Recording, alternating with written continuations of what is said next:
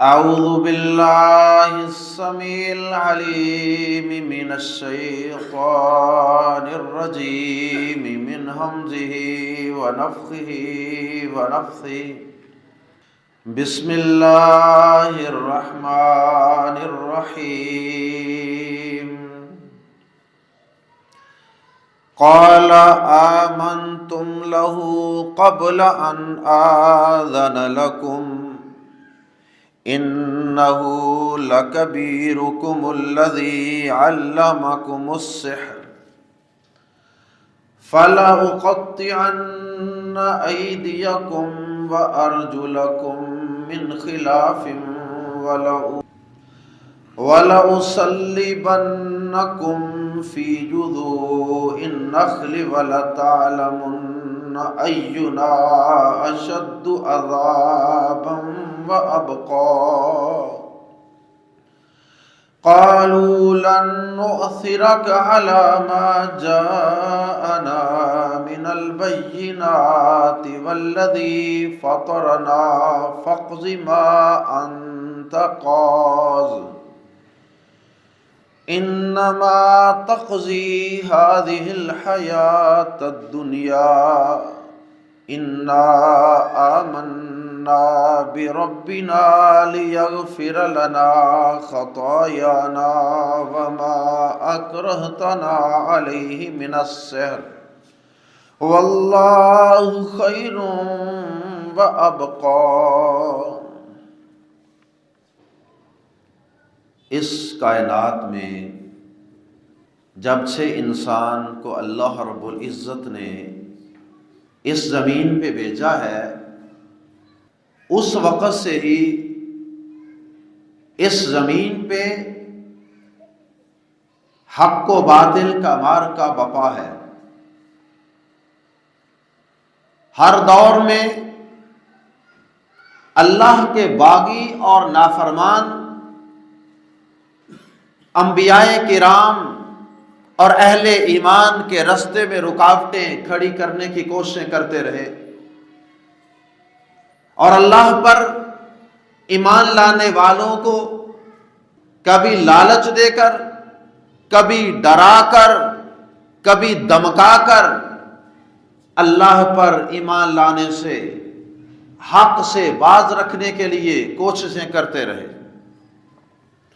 لیکن اللہ کے ایمان والے بندے جنہیں اللہ نے اپنی توحید کی، اپنے دین کی اور اپنے صراط مستقیم کی راہ حق کی سمجھ عطا فرما دی، انہیں نہ کسی فرعون کا ظلم و ستم، نہ کسی فرعون کے دیے گئے لالچ، اور نہ کسی فرعون اور کسی ظالموں جابر کے ڈراوے اور دھمکیاں ہی راہ حق سے روک سکتے۔ گزشتہ خطبہ جمعہ میں ایسا ہی ایک واقعہ اصحاب الاخدود کا آپ کی خدمت میں عرض کیا گیا تھا۔ آج کے خطبہ جمعہ میں اللہ کی توفیق سے قرآن مجید کی بیان کردہ تاریخ میں سے ایک اور واقعہ اہل ایمان کی استقامت کا اور فرعون کے ظلم و جبر کا آپ کی خدمت میں عرض کیا جائے گا۔ یاد رہے کہ ہر دور میں جہاں فرعون ہوتے ہیں، نمرود ہوتے ہیں، حامان ہوتے ہیں، ابو جہل اور ابو لہب ہوتے ہیں، وہاں اللہ رب العزت ہر دور میں ان کے رستے میں رکاوٹ بننے کے لیے اور ان کا میدانوں میں مقابلہ کرنے کے لیے ایک موسیٰ بھی اللہ پاک پیدا کیا کرتے تھے۔ یہ اللہ رب العزت کا قاعدہ اور قانون ہے۔ حضرت موسیٰ علیہ السلام کے دور میں جو ظالم اور جابر حکمران تھا، اس کا نام تو بطور خاص فرعون کے لقب سے مشہور ہو گیا۔ اور فرعون کا لفظ اگرچہ مصر کے بادشاہ کا لقب ہوا کرتا تھا، لیکن اہل حق پر کیے جانے والے ظلم و ستم کی وجہ سے فرعون کا لفظ ایک ظالم شخص، ایک ظالم و جابر حکمران کے طور پہ مشہور ہو گیا۔ اس وجہ سے کہا جاتا ہے کہ جہاں کوئی فرعون پیدا ہوتا ہے تو اللہ پاک اس کے مقابلے کے لیے ایک موسیٰ بھی کھڑا کر دیتے ہیں۔ اور آج بھی دیکھ لیں دنیا کے اندر عورتوں کے، بچوں کے، انسانوں کے حقوق کے جھوٹے اور نام نہاد دعوے دار جتنا ظلم کرتے ہیں انسانیت پر، بچوں پر، عورتوں پر، اتنا انسانی تاریخ میں شاید کسی نے نہ کیا ہو۔ آج ان ظالموں، جابروں اور ان فرعونوں کے مقابلے میں بھی اللہ پاک نے ہر علاقے میں اور ہر دور میں کوئی نہ کوئی حق کا علم بردار موسیٰ بنا کر کھڑا کر دیا ہے۔ آج فلسطین کا علاقہ دیکھ لیجئے، غزہ و فلسطین، آج قبلہ اول کی سرزمین جو انبیاء کرام کی سرزمین ہے، آج وہاں پہ پوری دنیا کا کفر یکجان ہو چکا ہے۔ الکفر ملت واحدہ، وہ یہودی اور عیسائی جو خود ایک دوسرے کے مذہب کے شدید دشمن ہیں، جو خود ایک دوسرے کے پیغمبروں تک پر الزامات اور بہتان لگاتے ہیں، آج وہ اسلام سے اس قدر خائف ہیں، آج وہ مسلمانوں سے اس قدر ڈرتے ہیں، مسلمانوں کے غلبے سے اور مسلمانوں کی خلافت کے دنیا میں قائم ہو جانے سے اس قدر خوف زدہ ہیں کہ آج وہ بھیڑیے، وہ درندے جو ایک دوسرے کے بھی دشمن تھے، آج وہ سر جوڑ کر مسلمانوں کے مقابلے میں پلاننگیں کر رہے ہیں، منصوبے بنا رہے ہیں اور میدانوں میں اسلحہ لا رہے ہیں۔ ایک چھوٹی سی ایک بستی کہہ سکتے ہیں، چھوٹی سی بستی، اور کیسے پوری دنیا کا کفر ان نہتے مسلمانوں کے مقابلے میں جنگ کے لیے یکجان ہو چکا ہے۔ حضرت موسیٰ علیہ السلام کے دور میں بھی ایسے ہی ایمان والوں کے مقابلے میں، ایمان والوں کے اور حضرت موسیٰ علیہ السلام کے غلبے سے ڈرتے ہوئے فرعون نے کون سا ظلم تھا جو حضرت موسیٰ علیہ السلام کی قوم پہ اس نے نہیں ڈھایا تھا، اور لوگوں کو موسیٰ علیہ السلام کے خلاف بھڑکانے کے لیے، اپنی قوم کو، اپنے مشیروں اور وزیروں کا ساتھ ملانے کے لیے وہ بھی یہی کہا کرتا تھا، ان ہذان، بے شک یہ دونوں بھائی موسیٰ علیہ السلام اور ان کے بھائی ہارون علیہ السلام، یہ دونوں جادوگر ہیں، جادوگر، نعوذ باللہ من ذالک۔ پیغمبروں کے معجزات کو جادو قرار دے دیا اور ساتھ لوگوں کو اپنے ساتھ ملانے کے لیے، کھڑا کرنے کے لیے کیا کہا یریدانی ان یخرجاکم من ارضکم، یہ دونوں چاہتے یہ ہیں کہ تمہیں تمہاری اس سرزمین سے بے دخل کر دیں۔ یہ یہاں پر قبضہ چاہتے ہیں، یہ یہاں پر اپنا اقتدار چاہتے ہیں، حالانکہ اقتدار وہ ظالم بدبخت فرعون خود چاہتا تھا، اقتدار کا لالچ اسے خود تھا، انسانوں کو اپنا نوکر چاکر بنا کر وہ رکھنا چاہتا تھا۔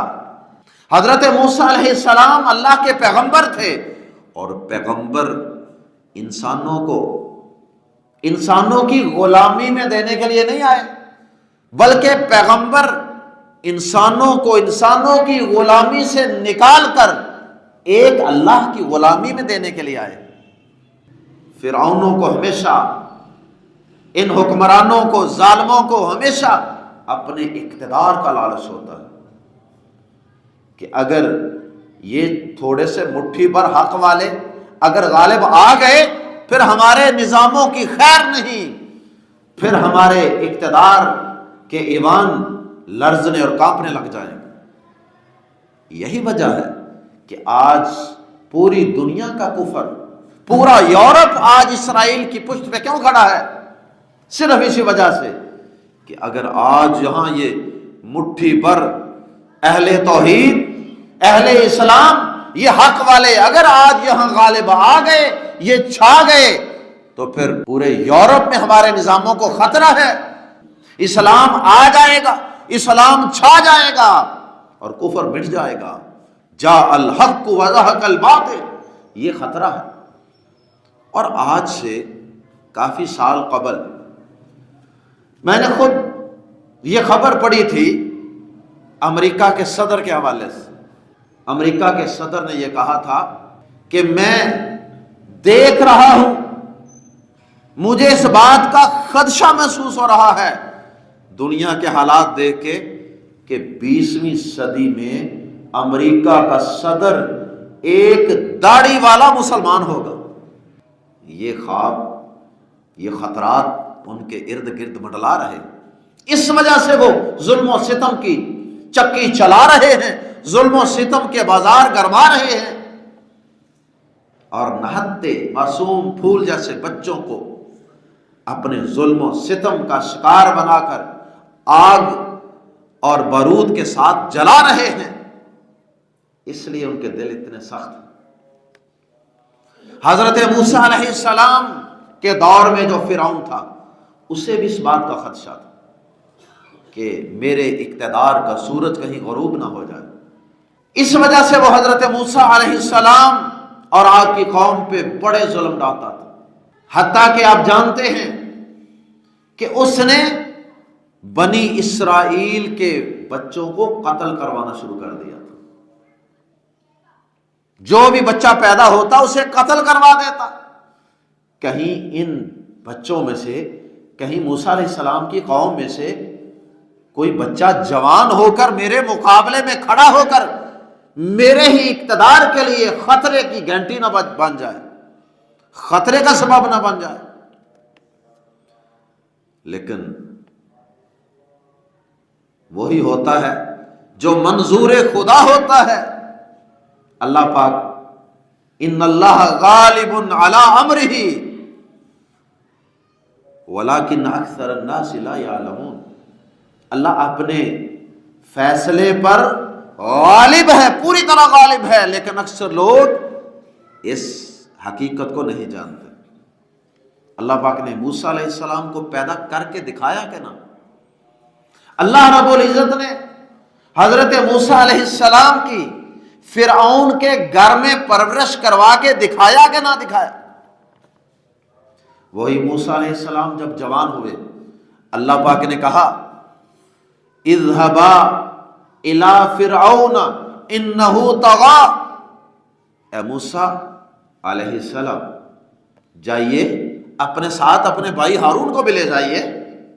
اگر آپ کی زبان میں کچھ لکنت ہے، آپ کی یہ خواہش ہے کہ آپ کی معاونت کے لیے آپ کے بھائی ہارون کو بھی پیغمبر بنا دیا جائے، تو جائیے، ہم ان کو نبوت اور رسالت کی سند عطا کرتے ہیں، انہیں بھی ساتھ لے جائیے۔ دونوں جائیے، فرعون کے پاس جائیے، اسے ڈرائیے، اس تک اللہ کے دین کا پیغام پہنچائیے۔ گئے، اگرچہ موسیٰ علیہ السلام تھوڑا سا ہیزیٹیٹ کر رہے تھے، اتنا بڑا جابر حکمران، اور اس کے دربار میں جا کر ہم اللہ کا تعارف کروائیں گے کہ تو بادشاہ نہیں، تو رب نہیں، بلکہ رب العالمین وہ ہے جو تمام کائنات کا رب اور پروردگار ہے۔ اللہ پاک نے کہا تم دونوں چلو تو صحیح، انی معکما اسمع و ارا، میں تم دونوں کے ساتھ ہوں، تم دونوں کی جو فرعون کے دربار میں گفت و شنید ہوگی نا، جو تم دعوت پیش کرو گے، میں اس پورے ڈائلاگ اور گفتگو کو سن بھی رہا ہوں گا اور پورا منظر میں دیکھ بھی رہا ہوں گا، میں تمہارے ساتھ ہوں، میری مدد، میری تائید، میری نصرت تمہارے ساتھ ہوگی، جاؤ میں تمہاری حفاظت کروں گا۔ گئے، دعوت پیش کی، فرعون دھمکیاں دینے پہ اتر آیا۔ حضرت موسیٰ علیہ السلام نے اپنے دونوں معجزات، وہ عصا، لاٹھی، وہ بھی پیش فرمائے، اور حضرت موسیٰ علیہ السلام نے اپنا ید بیضاء، سفید ہاتھ، اس کو حضرت موسیٰ علیہ السلام اپنی بغل میں ڈالتے اور نکالتے تو یہ سفید ہو جاتا تھا، چمکنے لگ جاتا تھا۔ یہ دو معجزات اللہ پاک نے ابتدائی طور پہ دیے تھے موسیٰ علیہ السلام کو۔ یہ دونوں معجزات لے کر پہنچے، لاٹھی سانپ بن جاتا تھا اور آپ کا بازو سفید چمکدار روشن ہو جاتا تھا۔ اس نے کہا یہ دونوں جادوگر ہیں، یہ تمہیں تمہاری اس سرزمین سے نکالنا چاہتے ہیں، خود اس پہ قابض ہونا چاہتے ہیں۔ جس طرح دنیا میں عام بادشاہ ہوتے ہیں ویسے ہی یہ بھی چاہتے ہیں، حالانکہ ایسا ہرگز نہیں۔ موسیٰ علیہ السلام کو اور آپ کے بھائی ہارون علیہ السلام کو جادوگر قرار دے دیا، اور پھر کہا کہ جاؤ تم بھی تیاری کر لو اور ہم بھی تمہارے جیسے اپنی پوری سلطنت اور اسٹیٹ سے جادوگر لے کر آئیں گے، اور پھر بڑے میدان میں کسی بڑے اسٹیڈیم میں پھر ہمارا مقابلہ ہوگا، پھر دیکھیں گے کون سچا ہے اور کون جھوٹا۔ سورۃ الاعراف میں، سورہ طٰہٰ میں، سورۃ الشعراء میں، کئی سورتوں میں قرآن مجید میں اللہ پاک نے حضرت موسیٰ علیہ السلام کا واقعہ تفصیل سے ذکر کیا، اور قرآن مجید میں سب سے زیادہ اگر کسی قصے کو، کسی واقعے کو بیان کیا گیا ہے تو وہ حضرت موسیٰ علیہ السلام کا واقعہ۔ اور پھر وقت طے ہو گیا۔ وقت کیا طے ہوا؟ دوپہر کا وقت۔ ضحن کا لفظ ہے قرآن مجید میں، ضحیٰ کہتے ہیں جب سورج اچھی طرح بلند ہو جاتا، 11، 12، 1 بجے۔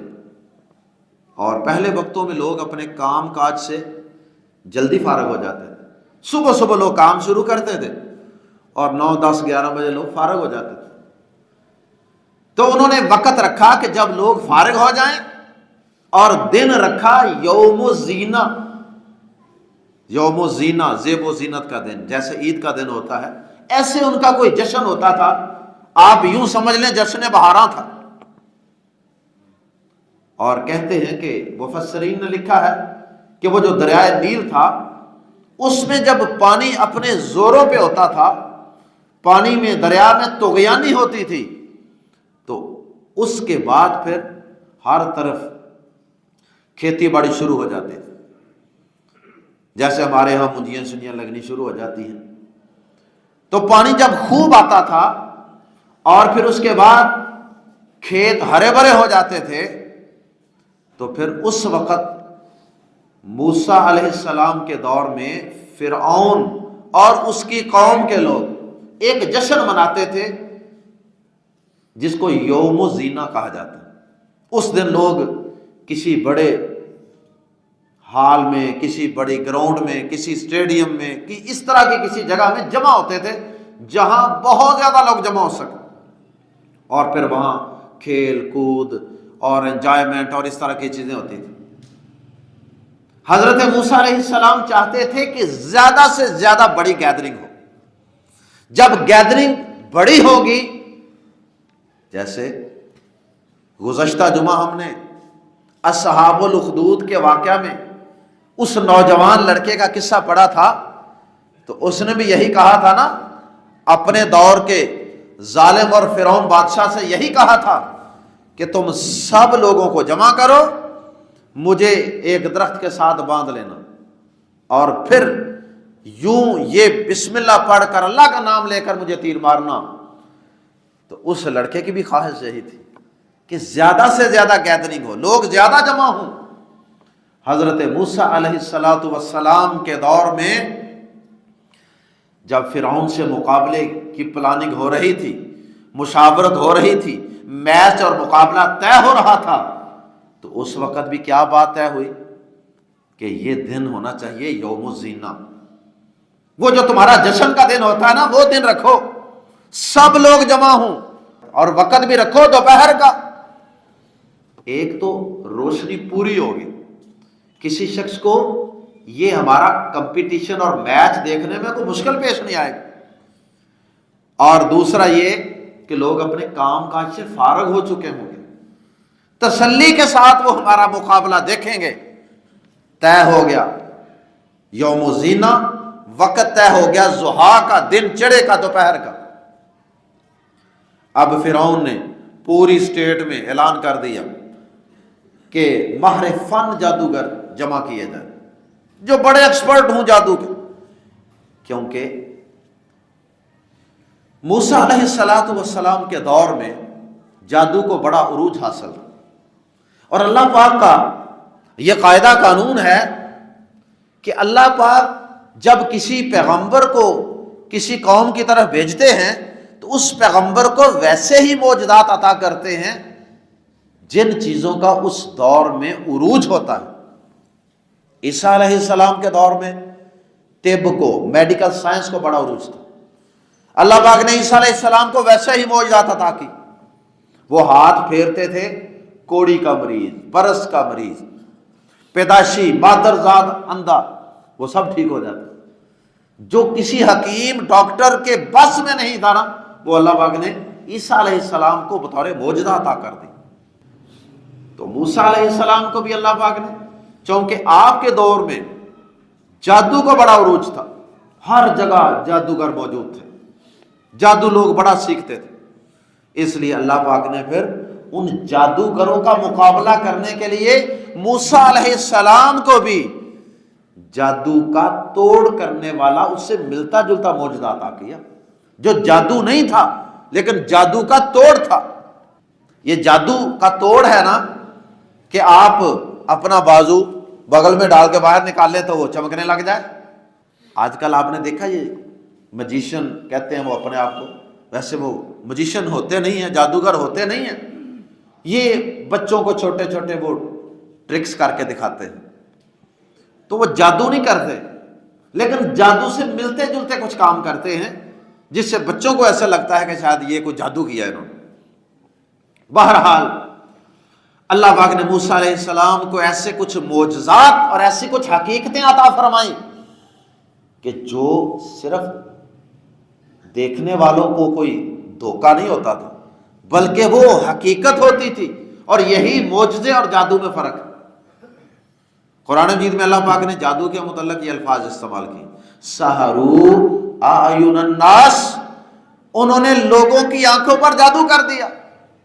جادو ہوتا ہے آنکھوں پر، چیز کی حقیقت نہیں بدلتی، صرف آنکھ کو دیکھنے والے کو لگتا ہے کہ جیسے یہ چیز بدل گئی، جبکہ معجزہ ایک حقیقت ہوتی ہے، وہ آنکھوں پر جادو نہیں ہوتا بلکہ وہ حقیقت میں چیز بدل جاتی ہے۔ اللہ اکبر۔ فرعون نے پوری اسٹیٹ میں سے ماہر فن جادوگر جمع کی، اور پھر انہیں جب وہ آئے اس نے بڑے بڑے انعامات کا اعلان کیا ہوا تھا کہ جو موسیٰ سے مقابلہ کرے گا اور اس مقابلے اور میچ میں جیت جائے گا، میں اس کو اپنا بڑا خاص اور مقرب مشیر بنا لوں گا اور اسے یہ تحائف دوں گا۔ بہت بڑے بڑے انعامات اس نے اناؤنس کیے ہوئے، بڑے بڑے جادوگر آئے، بڑی تیاری کے ساتھ آئے، اور یقیناً انہیں بتایا گیا ہوگا کہ موسیٰ کے پاس علیہ السلام یہ دو معجزات ہیں کہ وہ بغل میں بازو ڈالتے ہیں تو وہ سفید چمکدار بن جاتا ہے، روشن، اور دوسرا وہ اپنی لاٹھی کو پھینکتے ہیں تو وہ سام بن جاتی ہے۔ تو جادوگروں نے اس کے مطابق ملتی جلتی تیاری کی۔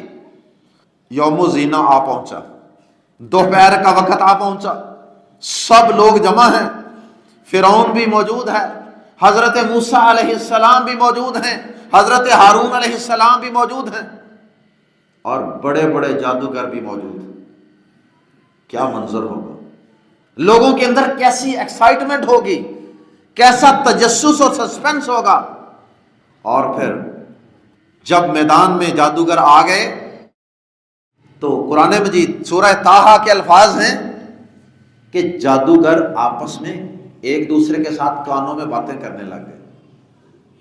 حضرت موسیٰ علیہ السلام کو انہوں نے جب دیکھا نا، دور دراز سے اکٹھے کیے گئے تھے جادوگر پوری اسٹیٹ سے، اور ممکن ہے کہ کئی ایسے جادوگر ہوں جنہوں نے اس سے قبل کبھی موسیٰ علیہ السلام اور حضرت ہارون کو دیکھا بھی نہ ہو.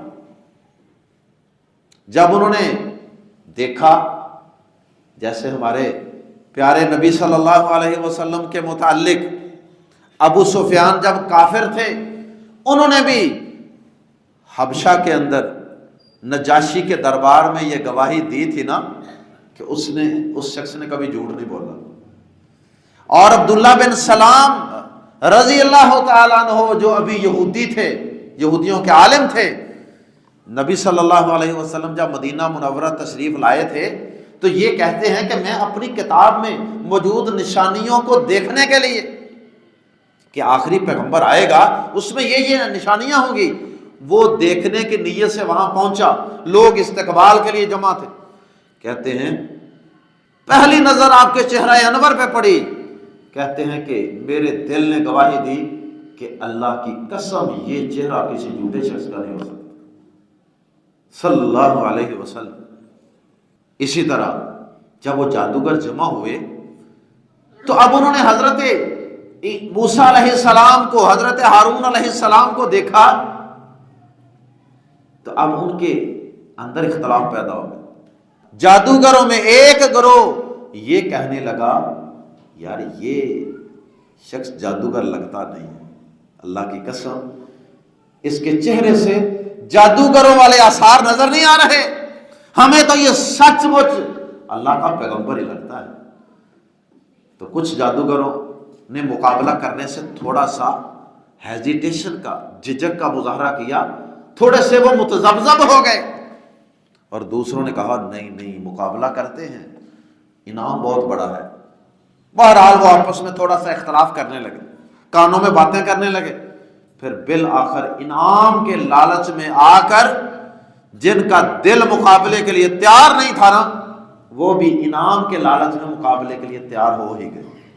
اب میچ شروع ہونے لگا ہے.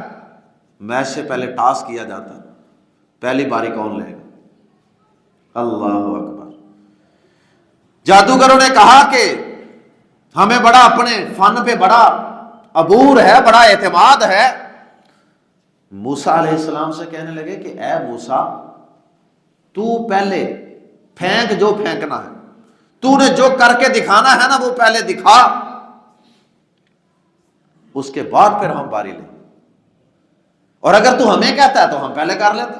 یعنی انہوں نے موسیٰ علیہ السلام کو اختیار دے دیا، اور موسیٰ علیہ السلام نے اللہ کے حکم سے یہ فیصلہ کیا کہ جادوگر پہلے اپنا فن دکھائیں تاکہ وہ جو جھوٹا جادو دکھائیں لوگوں کو، اس کے بعد پھر اللہ کے فضل سے ہم اپنے معجزات دکھائیں گے، اور وہ ہمارے معجزات ان کے تمام فنون کو، تمام جادو کو ہڑپ کر جائیں گے، اور اس طرح اللہ پاک حق کو لوگوں کے سامنے غالب ہوتا دکھا دیں. ایسا ہی ہوا. جادوگروں نے اپنی رسیاں پھینکی، اپنی لاٹھیاں پھینکی، اور وہ لوگوں کے سامنے سانپ کی طرح چلنے لگ گئی. لاٹھیاں بھی سانپ بن گئیں، رسیاں بھی سانپ بن کر چلنے لگ گئیں. لوگ حیران پریشان ہو گئے، یہ کیا ہوا. اللہ اکبر. یقیناً بڑے نعرے لگے ہوں گے، بڑی کلیپنگ ہوئی ہوگی فرعونیوں کی طرف سے، جب اتنے زیادہ جادوگروں نے پورے میدان میں اپنی لاٹھیاں، اپنی رسیاں پھینکی ہوں گی، اور وہ سب سانپ کی شکل اختیار کر کے چل رہی ہوں گی لوگوں کی نظروں میں. اس کے بعد موسیٰ علیہ السلام کی باری ہے.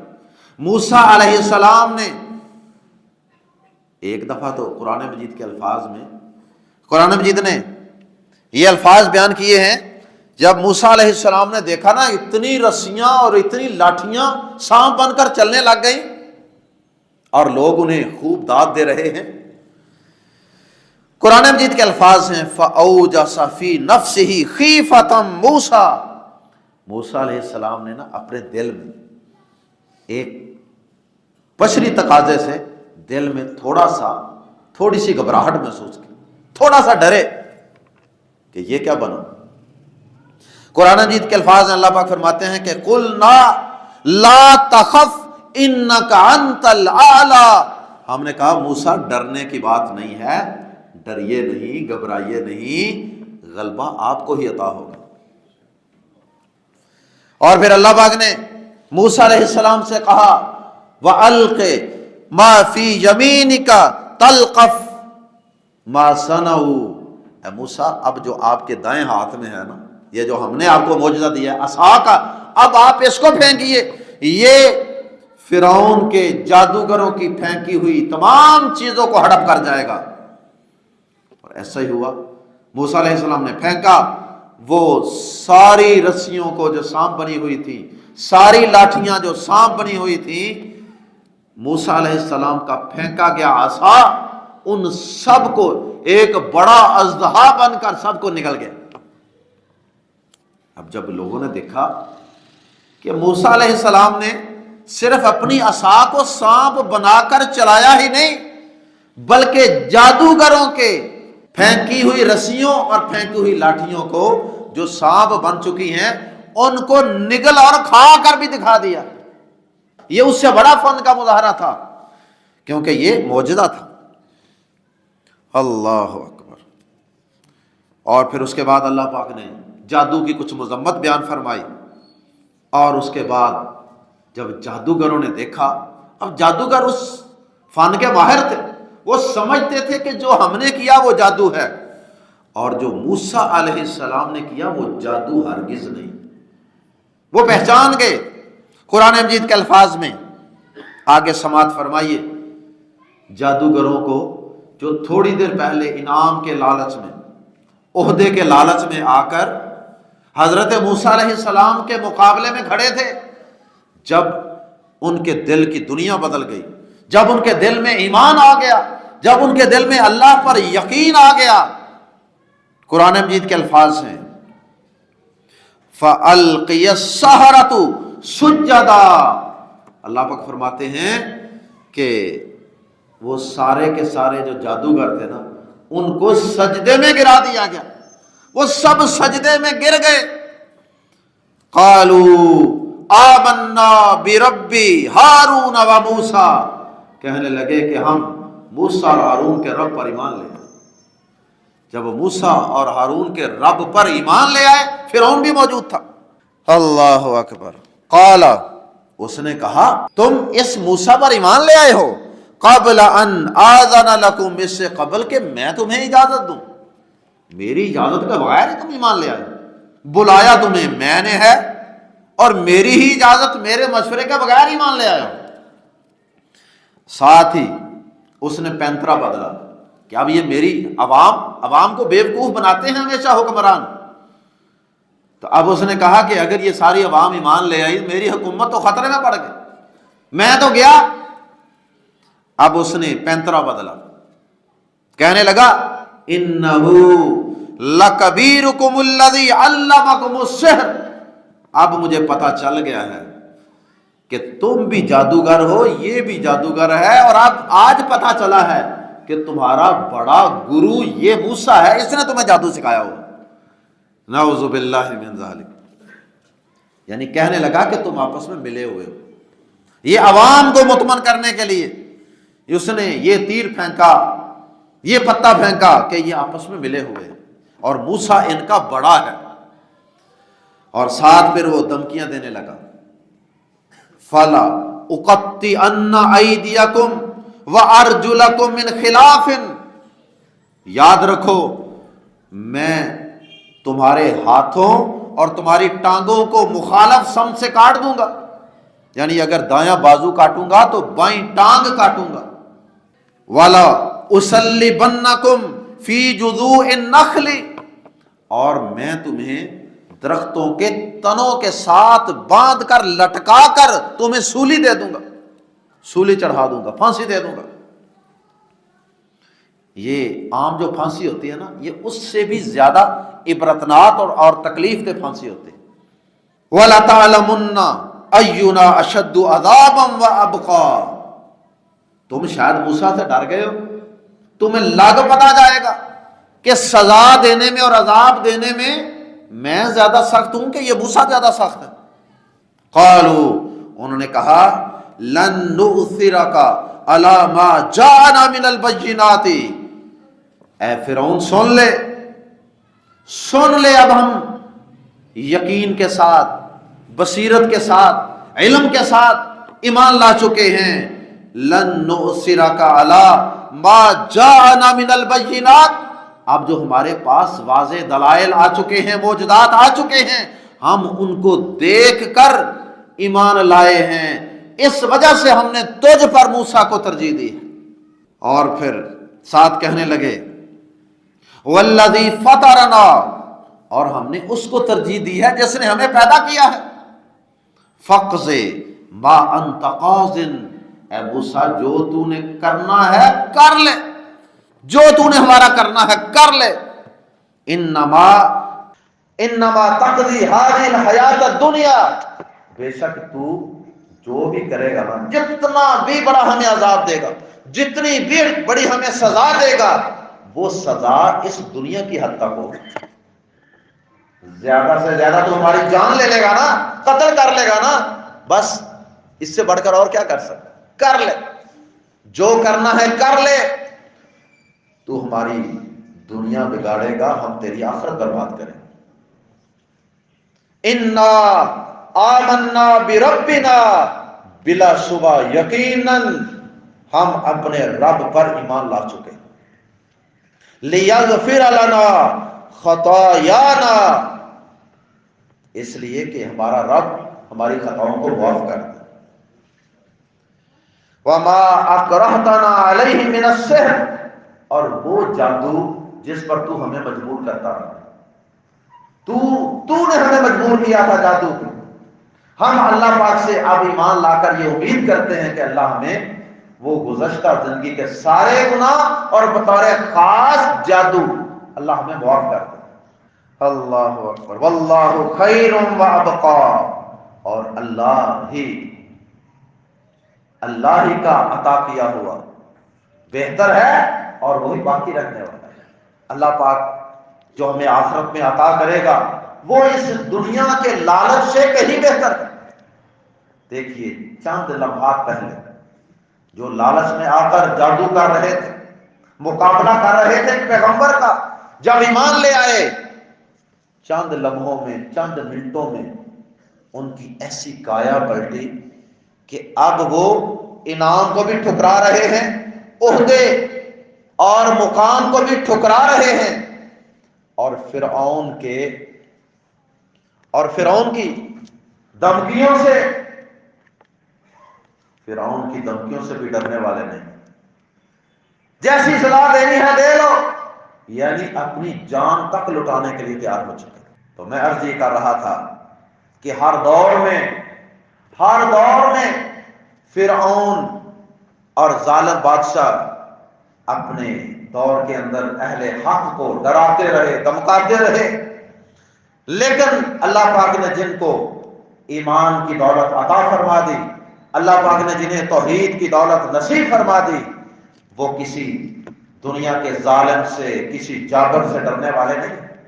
جیسے آج ہمارے بھائی مسلمان بھائی کشمیر میں، فلسطین میں دیکھ لیں، کسی چیز سے ڈرنے والے نہیں۔ آج فلسطینیوں کے جذبات دیکھ لیں، اللہ کی قسم ان کے جذبات بالکل جوان۔ آپ نے ان کی کوئی ویڈیو مایوسی والی نہیں دیکھی ہو، کوئی ویڈیو ان کی مایوسی والی نہیں دیکھیں گے آپ۔ وہ تلاوتیں کر رہے ہیں، دعائیں کر رہے ہیں، وہ نمازیں پڑھ رہے ہیں، اللہ سے پر یقین ہے، اپنے بچوں کو شہید کروا کے، عورتوں کو شہید کروا کے، گھروں کو تباہ کروا کے، اس کے باوجود بھی کسی فلسطین کے مسلمان نے کسی اسرائیل کو ماننے کا، اس کی حمایت کا، کفر کا، نعوذ باللہ کسی ایسی چیز کا اعلان کیا، بلکہ وہ اپنے ایمان پر ڈٹے ہوئے ہیں۔ اللہ تعالی دنیا کے تمام مسلمانوں کو اپنی توحید پر اور حق پر ڈٹنے کی توفیق عطا فرمائے۔ اللہ ہمیں ہمیشہ فرعونوں کے، جاہلوں کے، ظالموں کے، جابروں کے مقابلے میں اہل حق کا ساتھ دینے کی توفیق عطا فرمائے۔ اللہ دنیا کے مظلوم مسلمانوں کی مدد فرمائے۔